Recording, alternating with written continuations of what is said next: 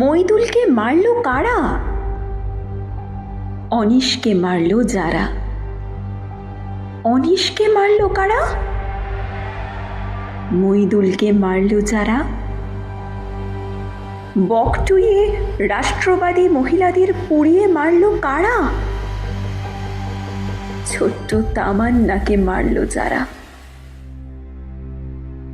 কবর থেকে ভেসে ওঠে তামান্নার আর্ত হাহাকার, ওহে আমার ধর্মের লোকেরা, বুঝবে কবে? দুধেল গাই হয়ে থাকবে আর কতদিন? মেঘের আড়াল থেকে ভেসে ওঠে অসহায় সেই মুখ।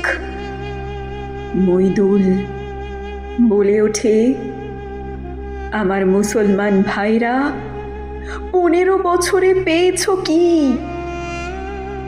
চাকরি না তরবারি?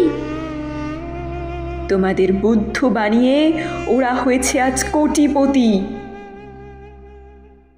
আর অনিশ, তুমি আজ কত দূরে? ফিরবে না কোনোদিন?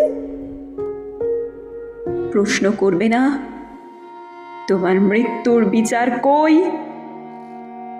কবর থেকে উঠে আসা মুষ্টিবদ্ধ হাত আকাশের দিকে।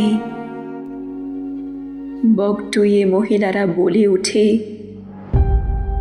মূর্খের দল, ভুলে গেলে?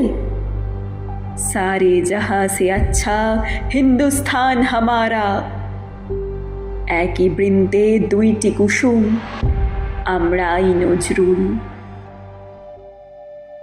চারিদিকে অন্ধকার, সূর্য গেছে হারিয়ে। বাতাস গম্ভীর, ধূলিঝড়, বৃষ্টি। বৃষ্টি তো নয়, প্রতিবাদের লাভা স্রোত। মেঘের গর্জন, ওটা গর্জন নয়, তামান্নার মায়ের অন্তরের হাহাকার।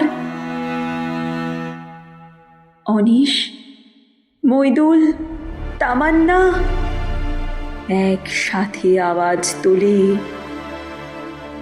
দুধেল গাইয়ের বন্ধন ভেঙে বেরিয়ে এসে করো অধিকারের গান। আর কতদিন, আর কতদিন? মিথ্যার বেড়াজাল থেকে বেরিয়ে এসে ভাঙো শাসকের ব্যারিকেড। গাও সাম্যের গান, তবেই তোমাদের ঘরে জন্ম হবে হাজার হাজার পেহেলগাঁয়ের আদিল হায়দার। রাষ্ট্রবাদী মুসলিম যারা ঘুমিয়ে আছে কবরে, তারাও তখন ফেলবে এক স্বস্তির নিঃশ্বাস।